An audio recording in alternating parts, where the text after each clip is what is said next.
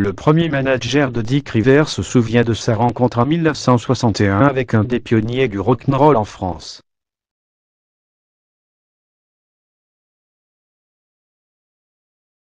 Une rencontre qui lancera leurs deux carrières.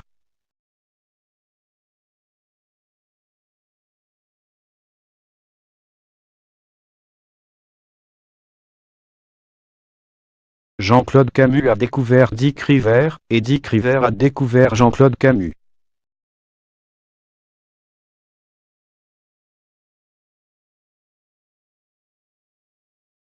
Pour le Figaro, le manager rend hommage à son ancien camarade disparu cette nuit.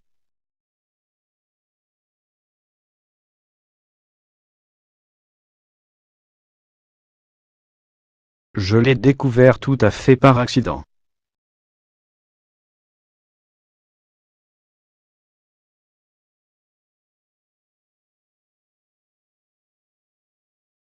À l'époque, en 1961, je n'étais personne.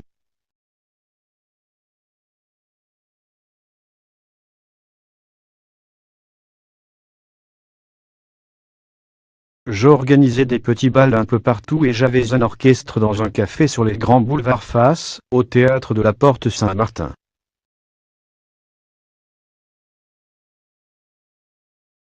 Ils jouaient en terrasse le temps d'un apéro-concert et un jour, je vais leur rendre visite et mes musiciens me disent: il y a un groupe qui est passé cet après-midi, ils sont pas mal du tout, c'était Dick Rivers et les Chats Sauvages.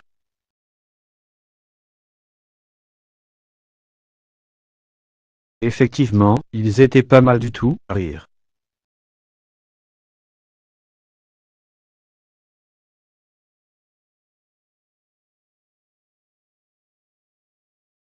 Au bluff, je leur ai demandé s'ils avaient une maison de disques. Non.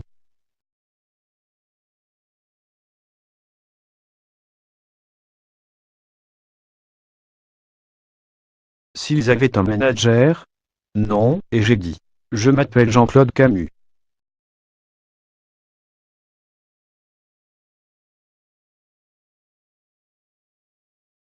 Je suis devenu leur manager et les ai fait signer chez Pathé Marconi.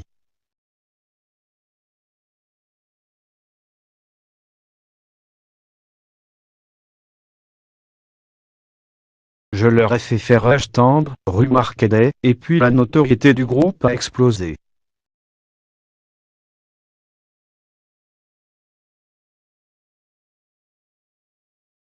Je leur ai organisé une tournée, puis une seconde où ils étaient co-vedettes avec Jeune Vincent.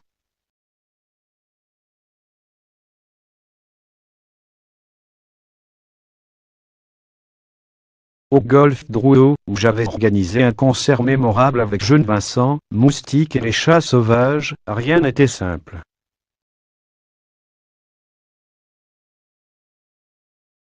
Je n'avais Dieu que pour un grand blond, Johnny Hallyday, MDLR.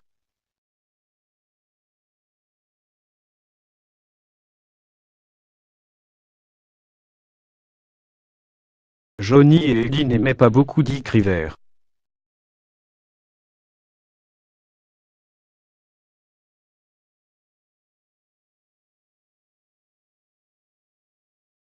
Ils l'ont toujours tenu à l'écart.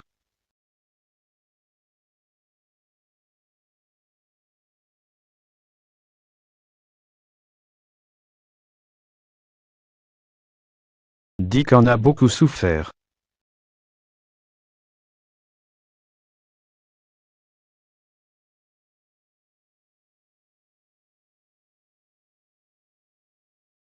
Toute sa vie.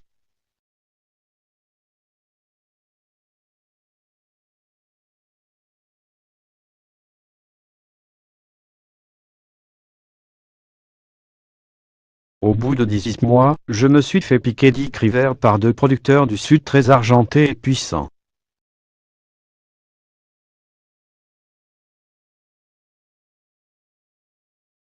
Je l'ai perdu de vue.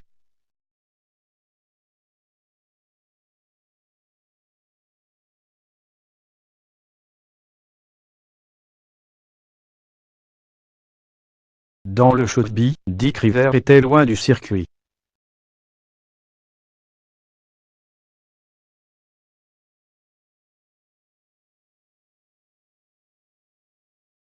On ne le voyait jamais dans les soirées.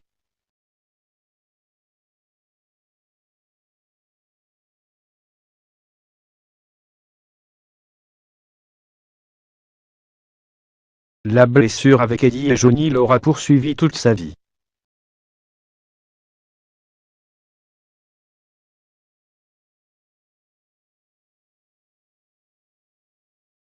La dernière fois que je l'ai vu, c'était à l'enterrement de Johnny Hallyday, mais j'étais dans un état second.